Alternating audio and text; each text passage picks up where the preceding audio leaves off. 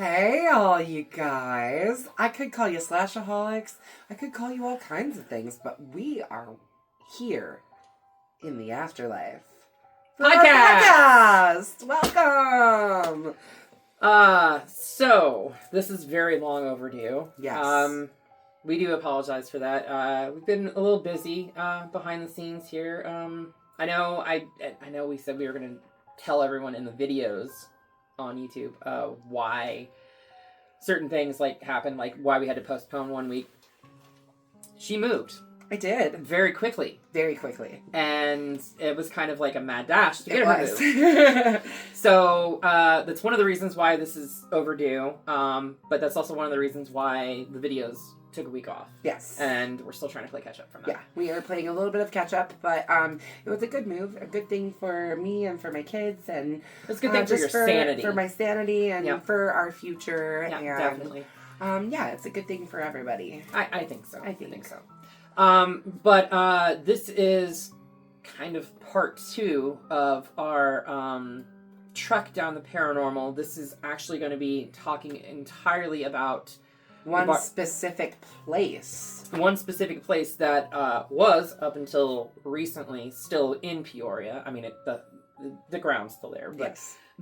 Most of the buildings have been demolished. I think it's 3 of the 4 cemeteries are still intact, and some of the housing units are still there. But what are we talking about, everyone? We are talking about what used to be called Zeller. I guess it ended up being called Zeller after they moved, right? So the Bartonville State Hospital. Yeah, it was the Bartonville State Hospital for the. Initially, it started off for the criminally insane. But then it became just for the insane. And it wasn't necessarily for people that were there by law. No, not all of them. Some of them were actually put in there because their families didn't want to deal with them, and sad stories. Unfortunately, almost 100 years ago, or 100 years ago when this place was opened, not a lot was understood about mental health and about just people with different mental handicaps, whether that mean like low IQ or different birth defects and things like that. A lot of times people that were just born different were put into these facilities because their families didn't want to deal with them. Or didn't know how to deal with them. Yeah. It wasn't always a situation where they were just trying to throw them away or something, I think a lot of times people ended up in those facilities because their families just didn't have the means to take care of them. Right. Which is sad. Very, very sad. But we're not here to talk to you about the conditions of the patients in said facility. We're here to talk to you about the paranormal encounters that happened after the facility had shut down. And what we're going to read to you first, this is kind of lengthy, but what we're going to read to you first is actually Dr. Zeller's handwritten account of what is largely held to believe the first documented paranormal experience on the grounds. So what we're about to read is an excerpt from Peoria's Haunted Memories, written by Stephanie McCarthy. The book was written, or at least was printed, in 2009. So when this book was actually printed, the building itself still stood. Was still standing. The Bowen building, right, which was the main hospital building, was still standing. I think at that point in time, the gymnasium behind it might have still been standing too, or parts of it. Because I know the walls had fallen in and everything. Yeah.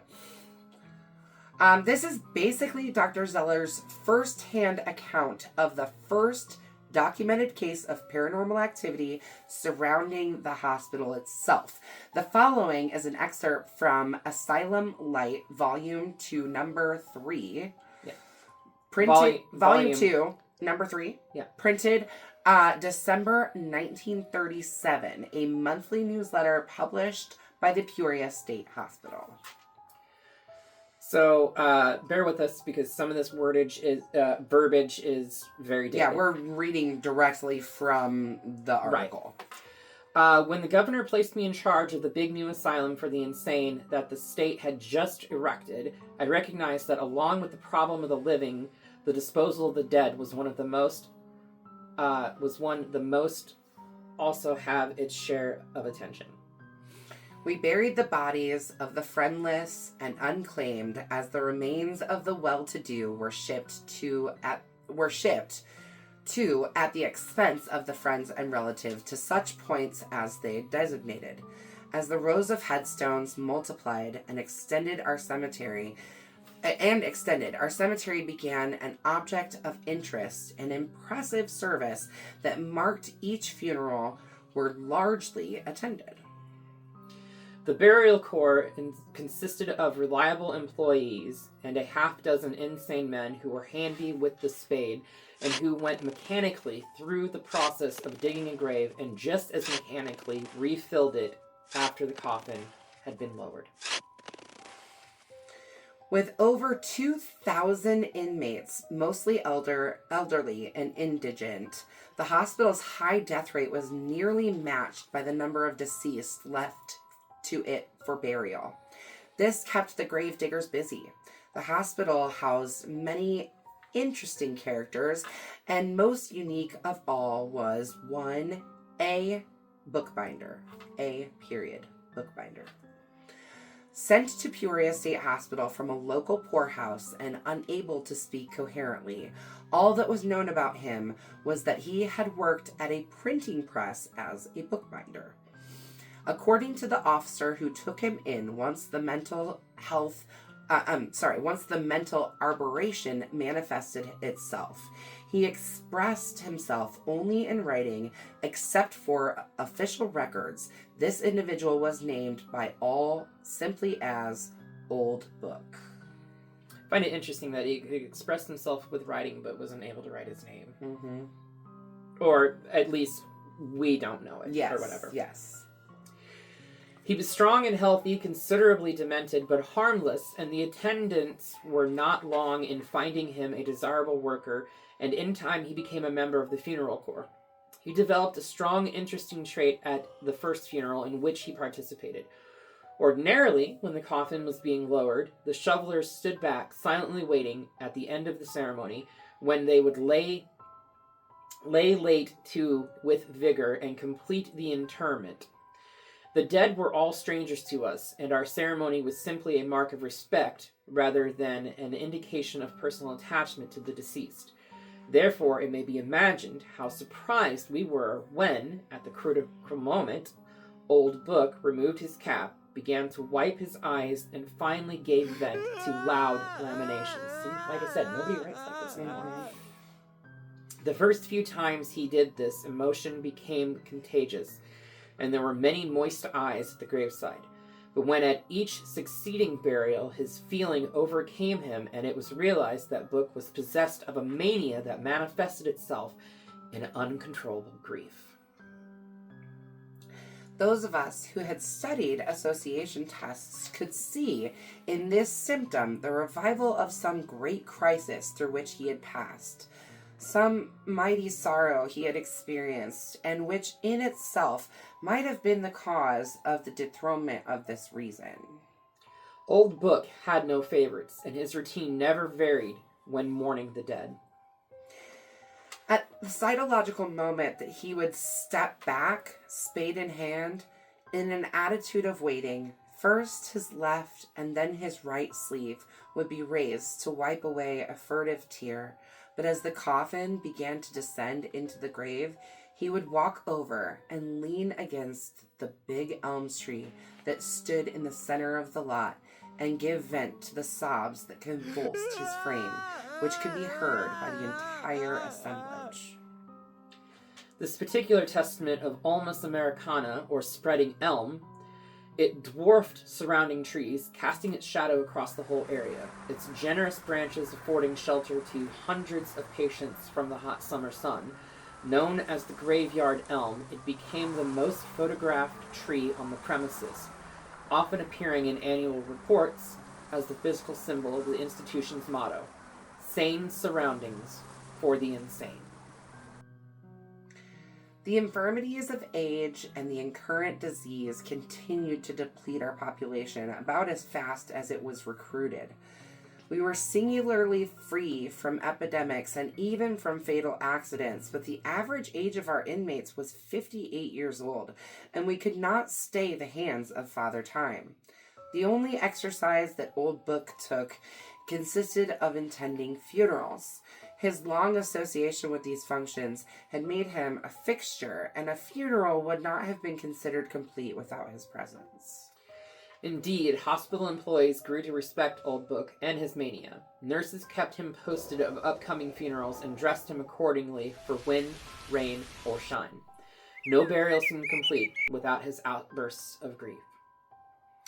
In the natural order of events, it came Book's turn to be carried to the last resting place. And, as might be inferred, this was an event that excited more than usual interest.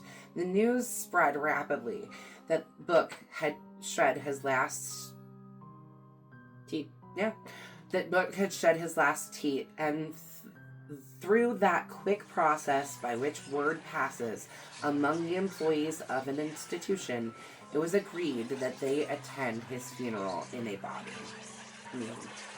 All together, right? It was an impressive sight.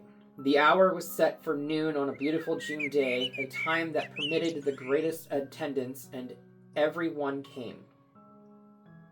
Over against the hillside, more than 100 uniformed nurses were grouped like a great bank of white lilies, while around the grave stood the staff in a large force of men, together with several hundred privileged patients, as was not infrequently the case. I officiated in person. Dr. Zeller did. The coffin rested upon 2 cross beams over the open grave, and 4 sturdy men stood ready to man the ropes by which it was to be lowered.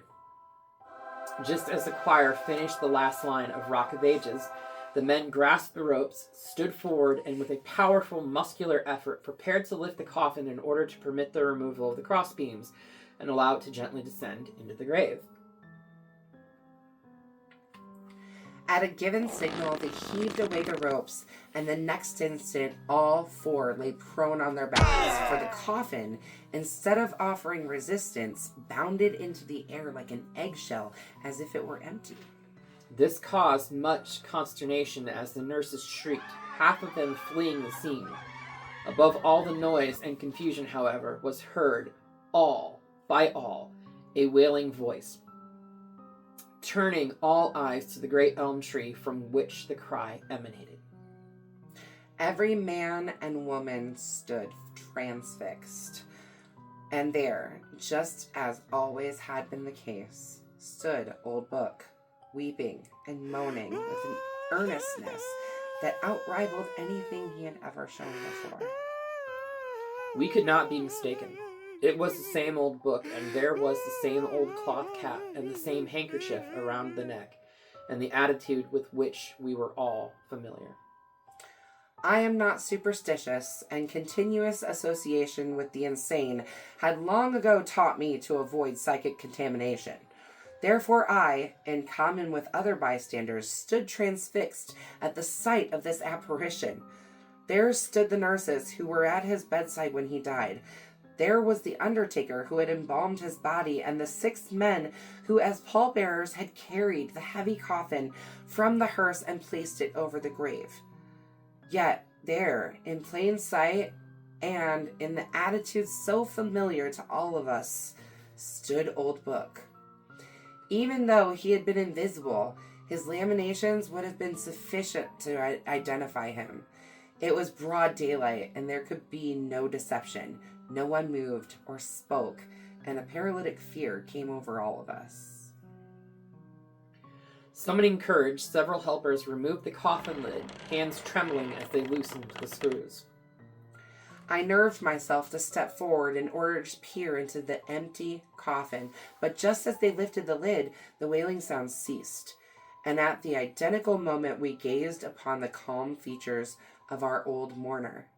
There he lay, cold in death, dressed in his somber shroud, with his hands folded across his breast.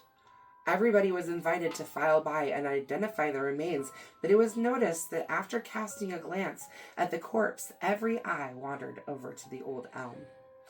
The tree stood there in all its stateliness, The apparition had vanished, and the funeral was completed as if it had not suffered this uncanny interruption, except that many were weeping through the delivery ceremony.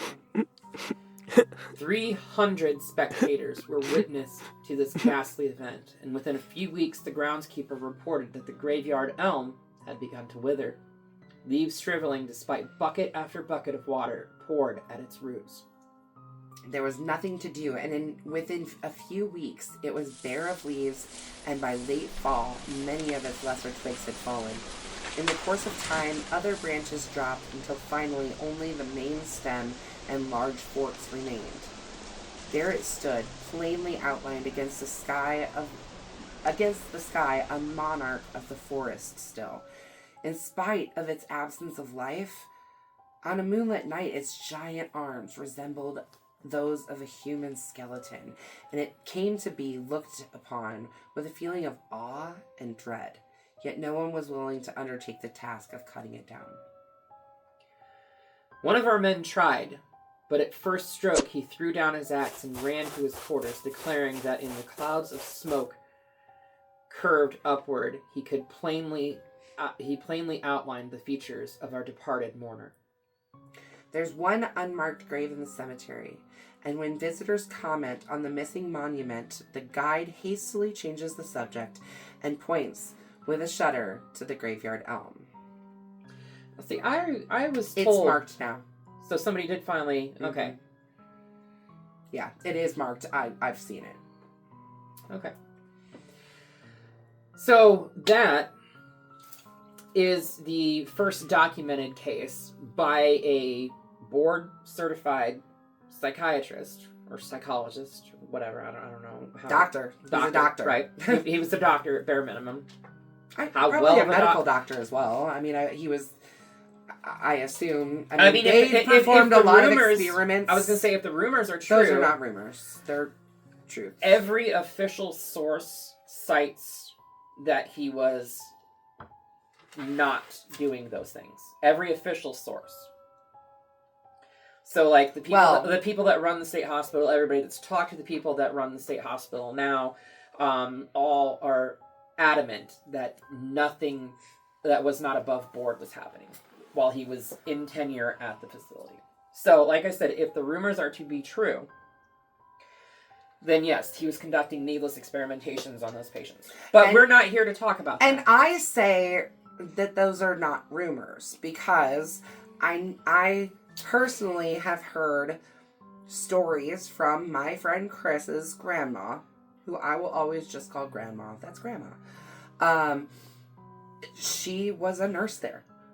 And she had firsthand experience helping with experiments that were not appropriate.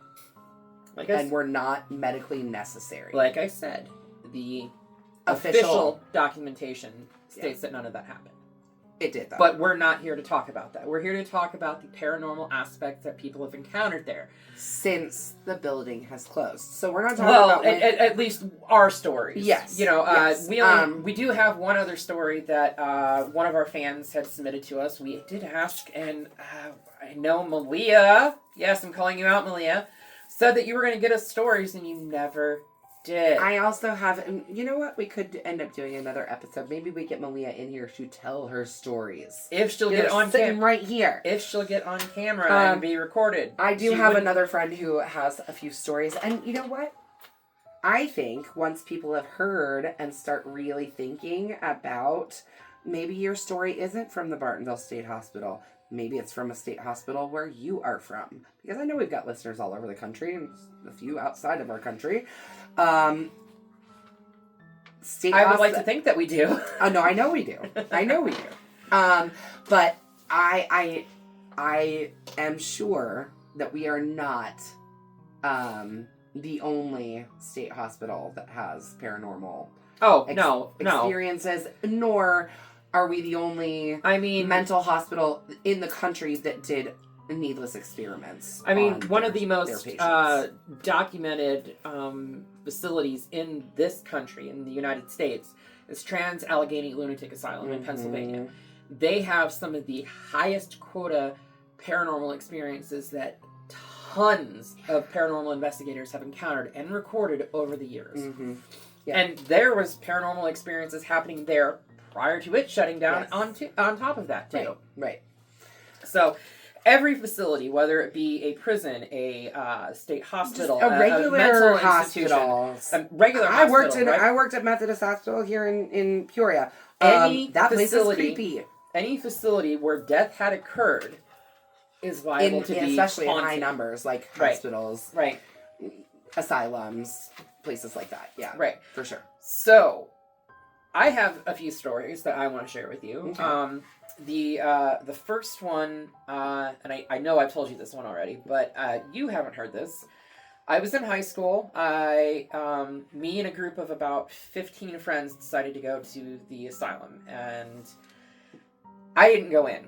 Not because I was scared, but because the girl I was seeing at the time didn't want to go in, so I didn't go in because she didn't want to go in. So now let me just say that, like, I have been out there as well, and I did not go in, but my reasoning for not going in, and y'all can laugh at me if you want to. You were scared. Nope.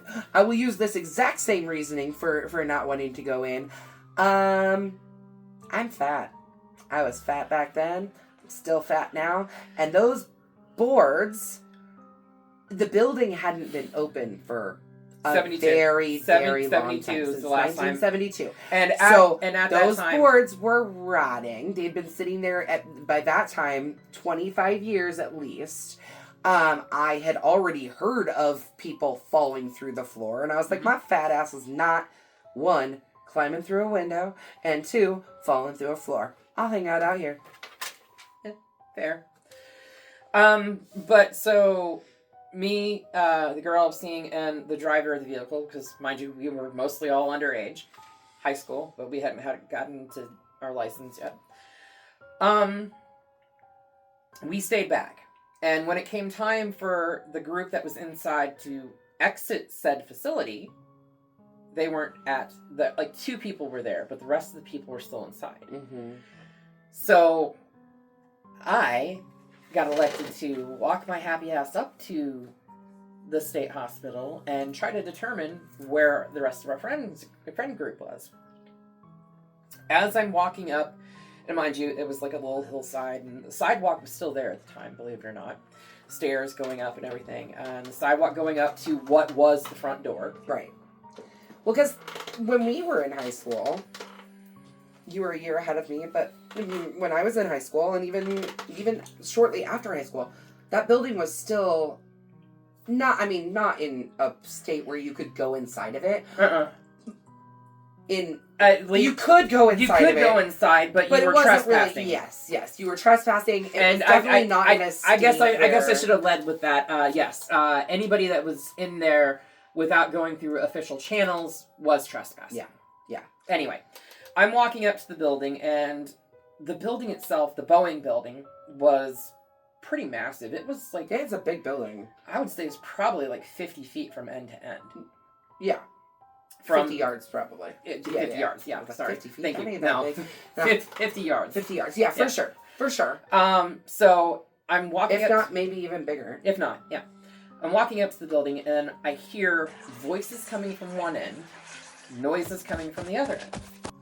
Within 5 seconds, it flip-flopped. So when my friends did get out, I asked them, did you guys separate at any point in time while you were in there? Nope, never separated. Really? Okay. Weird. As I'm walking around the building trying to figure out where the fuck they actually are, after hearing all of that before they got out, I see a light bulb on a chain hanging down from a ceiling on the first floor. Now remember, you guys, illuminated. This place closed in 1972. This is 1999. There's not been power to that building. Actually, might have been for 98. Quite a while. I mean, granted, there was, at different times, they did put power to the building when they were doing work in there. Right. There was multiple different times where they did try to redo the building. They tried to turn it into a bed and breakfast. Yeah, that was a failed venture. They were going to host like paranormal. They actually there. did host the host paranormal tours of it. Yeah. Before it officially shuttered completely and they had to tear it down because the building was too dilapidated to do anything with. It would have cost them millions of dollars. But yeah, so one solitary light bulb hanging down on a chain, and I could even see like the pole chain hanging down on I wasn't even that close to the building, but I could make out that detail. Mm-hmm. Okay, freaky. All right. Then I hear glass break on the other side of the building, so I'm fucking booking it around the other side of the building, and I see my friends file out from a basement window because they told me that the way that they went in was chained up and they couldn't get back out. So yeah, that was my first encounter with the Bowen building of the state hospital. Your friends not being able to get out the way that they came in is not an uncommon thing. I've heard other people say the same thing. Yeah, I had multiple friends, in particular my best friend Julie. We were really good friends in high school and then became best friends after we graduated and stuff. She's actually a couple years younger than me. But she and other friends from Notre Dame. I went to Richwoods. A lot of my friends went to Notre Dame. But she and other friends from Notre Dame had gone out on multiple different occasions. And really, you are trespassing. They were breaking in to the old state hospital. But yeah, multiple different occasions where she went in the same way. Like, they would always go in through the tunnels. Mm-hmm. There's tunnels that lead under the ground. The workers used to use the tunnels because there's the Bowen building, and then across the road were the infirmary and some of the houses where the workers lived. There was also some small housing units for patients that were not extreme, that could live on their own a little bit. So really, this area was its own town. They had, for lack of a better term, especially back in the early 1900s when this place was built, they had a grocery store, they had a pharmacy, they had things available because a lot of the people that worked there lived there as well. So yeah, it was almost like its own little town.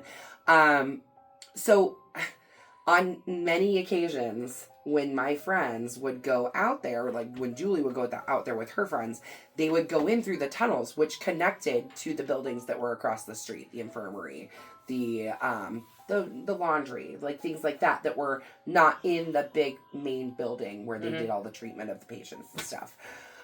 So yeah, they would go in through the tunnels and then not be able to get out of those same tunnels. Or they would end up going in through a chained door on the side of the main building, and then that chained door isn't in the place that they thought it was. Yeah, so my friends also told me, because I asked them after they got out if they ever separated while they were in there, because the noises voiced the situation. They said they never separated, but they found it interesting that they'd go through a doorway on the second floor but end up in the attic, or go through a doorway in the attic and end up in the basement. The building itself kept teleporting them around. Mind you, I don't know. I wasn't in there. I can only take them at face value. But that's not the only time that I've heard that before either. Right. I've heard that from other people, other friends who have been inside that building. Right. My personal thoughts is that buildings maintain a lot of energy. Oh, yeah. And that type of energy, one, from patients who were not treated kindly. Right. Or died horrific deaths in any capacity or anything died like really, that. really horrifically in these places. That's the type of energy that's going to retain in that building. And it's definitely an interesting place, which I think still holds a lot of very dark energy. Right. So this next story comes from one of our slashaholics, Sierra. She's one that has made two of our little crocheted friends here on the set. Our friends. We gotta put them out so that everybody can see. Oh, you've got them both on your side, don't you? Do I? See Jason. Where's Jason? In his cup. Oh, in his cup right there. All right, Sierra made these for us. So if you watch the main channel on YouTube, you've seen both of these guys on our set. If you're listening to us, well, you guess you got to go to our YouTube channel and see what we're talking about, huh? Right. But Sierra made these little dudes for us. We got Leatherface and Jason here. She also made a Sam Hain or Samhain. Sam Hain is his name in context with Trick or Treat, for sure. But the little pumpkin head from Trick or Treat 2007 that we gave away last year at our horror movie trivia contest that we held out at the library. Yes. Which we are doing more of. Yes. Please come see us at the library for trivia again. But yeah, these are our favorite little dudes. And Sierra made these. They're so cute. Right. So yeah, this story is from Sierra. She is so incredibly talented, and so what follows are actually her words, and we're gonna read it in first person. This is from her view. Hey, you wonderful slashers! I have one story about the Bartonville Asylum before it got torn down because I was dragged there against my will by my girlfriend and best friend at the time. It was shortly after I graduated high school and may have been in college already, so circa 2012, 2013. My girlfriend convinced my mom and roommate to drive me, her and my best friend, to the Bartonville Asylum around 11 p.m. I did not want to go. That's in all caps. I'm a little bit sensitive to energy and felt overwhelming sadness just driving by the place. I didn't want to go and walk around the grounds. I feel that because the few times that I have been actually out there walking on the grounds, like I get a lot of overwhelming feelings as well. So we were walking the grounds while my mom and roommate stay in the warm van, and I am filled with dread, clutching my flashlight and my girlfriend's hand, scanning around constantly as my friend talks about Skrillex or some shit I was not paying attention to. I'm directionally challenged and don't know exactly where we were around the building, but I could see the parking lot when I saw a tall, masculine shadow just start walking in front of us, turn its head towards us, and then start walking towards us. I'm fat. So are we. Same girl, same. I've always been fat, but my fat ass turned into Usain Bolt in 0.2 seconds as I left my girlfriend and friend to whatever spooky decided to impose its will.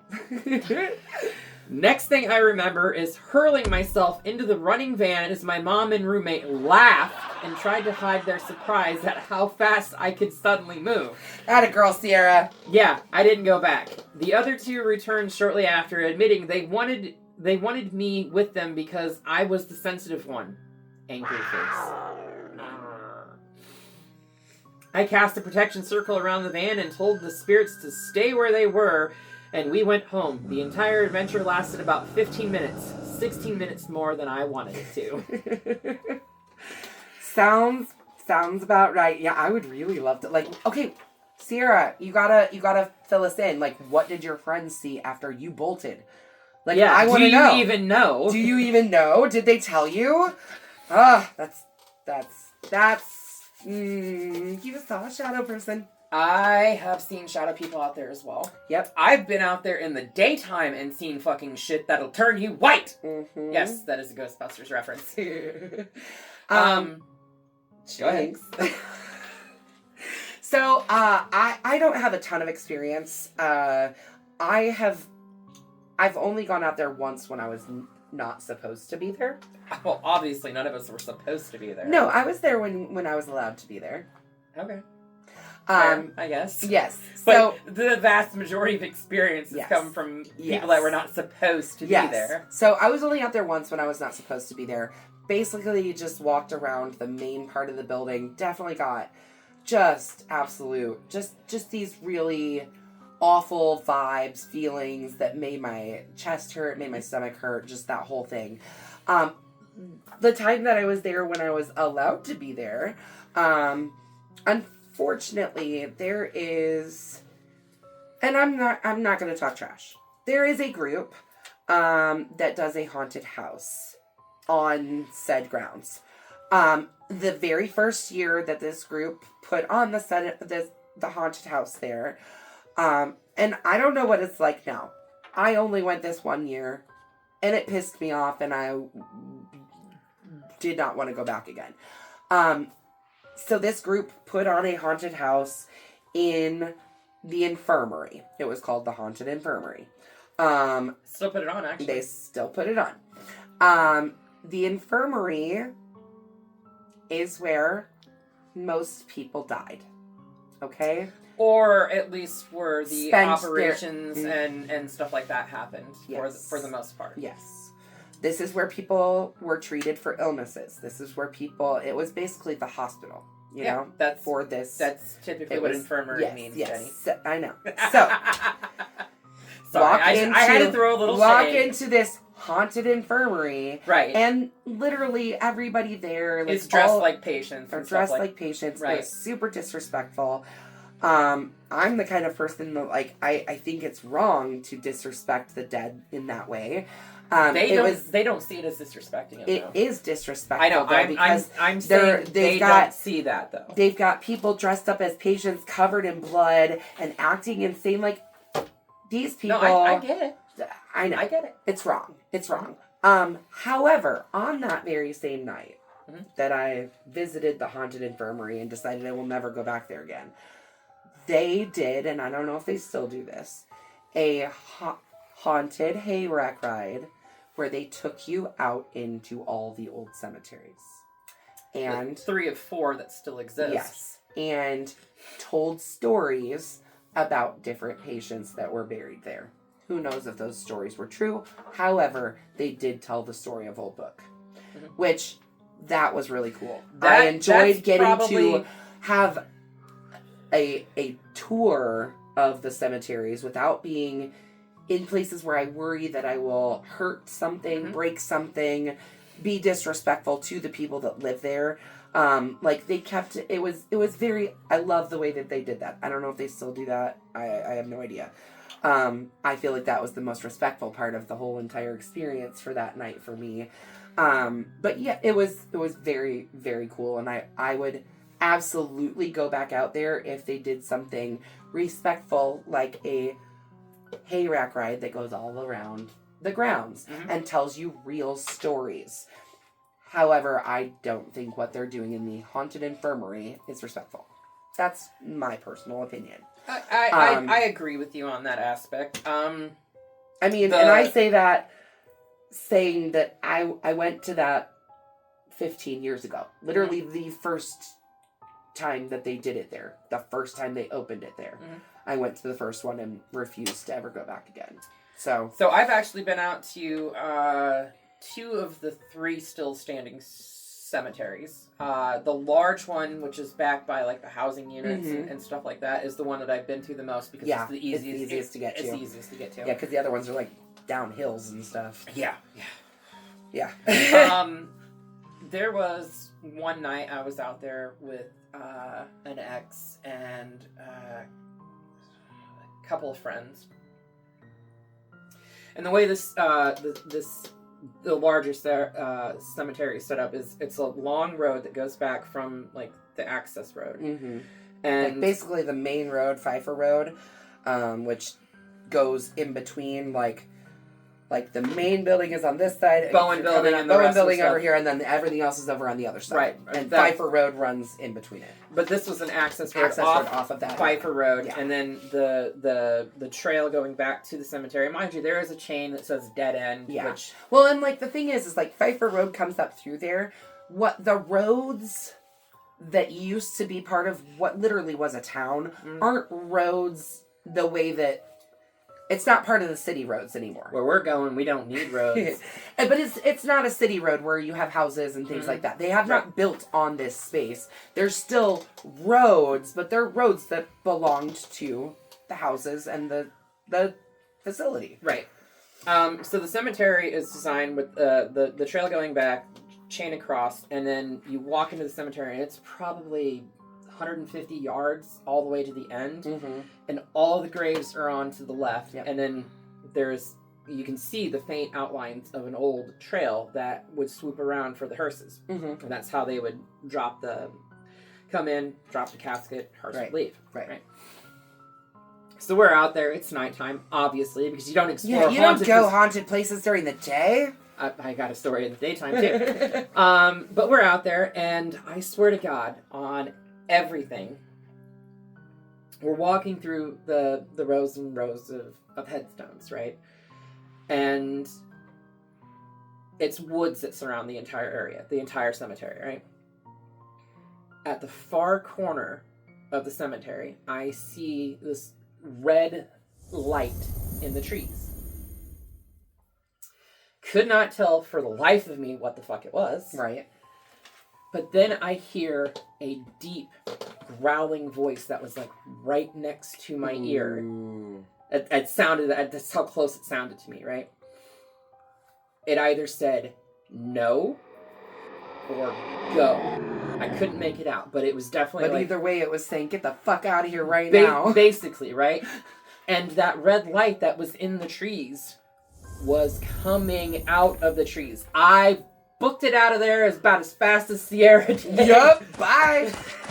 I told my ex that I was with at the time, and our friends was like, we gotta fucking go, and I dipped the fuck out. Yeah, I actually have, we can talk about this another time about this does not have anything to do with the state hospital, but I have another place in the city of Peoria where I had an experience very similar to that, where I said, we gotta fucking go right now. We are leaving. The only other experience and that's my friend Chris. My friend Chris and I have lots of experiences. Like, his grandma worked at the state hospital. Yeah, Chris and I have lots of experiences of, we need to get the fuck out of here. What were we doing back then, dude? What were we doing? I mean, a lot of stuff we shouldn't have been doing. Yes. Yep. Like lying to our parents that we were staying at a friend's house when we were probably passed drunk out off our asses in a field somewhere. Right. At least you and I. Amy, not so much. No, Amy's a good girl. Mm-hmm. It's okay. We made up for it for you. I have a couple other stories. The only other one I'm gonna tell about was the one that happened during the daytime. Yeah, let's hear your daytime story. I need to hear that. So, me and another ex. You got a lot of exes. It's okay, so do I. And unfortunately, they don't live in Texas. I don't have a lot of exes. I really only have a couple of exes, but, you know. Anyway,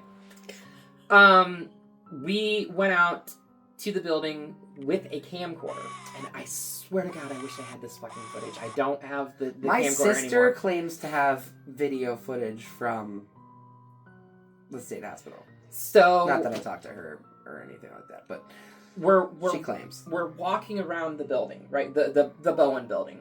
And this is before they put stuff up over the first floor. Yeah. To where at some point to keep us out of the building. Right. This was before they put like large fencing units. Yeah, it was kind of like sheet sheet metal that you couldn't climb into. Yeah, you couldn't climb up on it to get into the windows, which is how most kids got in there, was through the windows. Right. So but I'm walking, I got the camcorder up to my like the viewfinder up to my eye and everything, and just walking around, and I stopped dead in my fucking tracks. I swear to God that actually I wasn't even looking through the viewfinder. I was just scanning, and then with my eyes on the first floor, I saw a little girl holding a doll. Wow. In a white dress. When I looked through the viewfinder, all I saw was the dress standing there, not the little girl. And I kept, like, doing this. Weird. With the camera.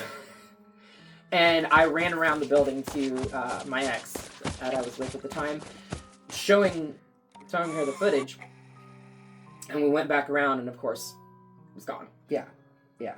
But that was, like, surreal. Yeah. And if you're asking yourself, why was a little girl there?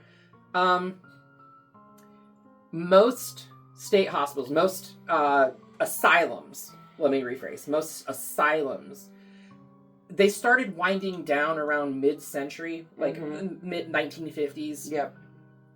And they started admitting tuberculosis patients. Yep. there was a tuberculosis ward at that building. And, I mean, a lot of the patients that went through the infirmary died of tuberculosis. They weren't necessarily patients that were there for mental reasons. Right. No. So a lot of asylums were turned into tuberculosis wards. It's really hard to say. When tuberculosis was really rampant. Yeah. And mind you, at that time there was no cure for tuberculosis. Nowadays they are treatments that can and everything. Yeah. Kind of knock it out. You can live for a long time with tuberculosis. Right. Yeah. So I don't know if the little girl was part of the asylum days, or if she was there because of tuberculosis. Yeah, I want to say that, and don't quote me on this, but I feel like Chris's grandma told me that it was like they didn't have children at the facility, that it was adults only. Well, if it started off as an asylum for criminally insane, I doubt that they would actually house children in the same facility as those allegedly criminally insane people. Right. But, I mean, things could have changed as time went on, too. But I think back then it was true as well that they kept children and adults separate from each other. And it's still that way today, you know. Like, you know, fortunately for Peoria, we actually have a large facility that just opened specifically for juvenile mental health problems, which we desperately need. Yeah. Now we need something to deal with adult mental health problems. Well, what it did though is now that we have the juvenile place open, it opens up all those juvenile beds that we had at the hospital. That whole floor is now open up for adults, which it does make a difference. No, I'm not saying it doesn't, but it would be nice if we had like a designated facility as opposed to just the separate facility from the hospital. Right. Yeah, absolutely. I couldn't agree with you more. But that right there is where we're going to end this episode of The Afterlife. And if you are enjoying this, please share it with your friends and family. Share it with all your friends. And if you have ideas or things that you think we should talk about on the Afterlife podcast, you can send us a message on Facebook. Also, you can just send us an email. It's the/sisters@gmail.com. Yep. We check it often. Mostly Hallie. I need to get it logged in on my phone. That's the biggest thing. Well, if it's not me that's checking it, Amy's checking it too. One of the three of us is checking those emails. So if you have stories that you want to share with us, we are happy to do. I mean, like, we're talking about the afterlife. So we want to keep talking about paranormal stuff. It doesn't have to be specific to the Bartonville State Hospital. If you've got a paranormal story that you want to share with us, even if we end up turning this whole damn podcast into nothing but paranormal shit. I mean, we're talking about the afterlife, it right? Would be apropos with the title of the podcast. And considering that we're both so into, like, paranormal stuff, you're a fucking paranormal investigator. Like, come on. That's why I just got this new little dude right here. Come on, she's a ghost catcher. So, yeah, I mean, like, it would make sense for us to just continue turning this into paranormal and ghost stories and cryptid stories. I definitely want to talk about cryptids. Hell yeah. Let's talk cryptids. But you know what, guys? This is the end of this episode. We want you to come back and listen for the next one. So make sure you join us in the afterlife.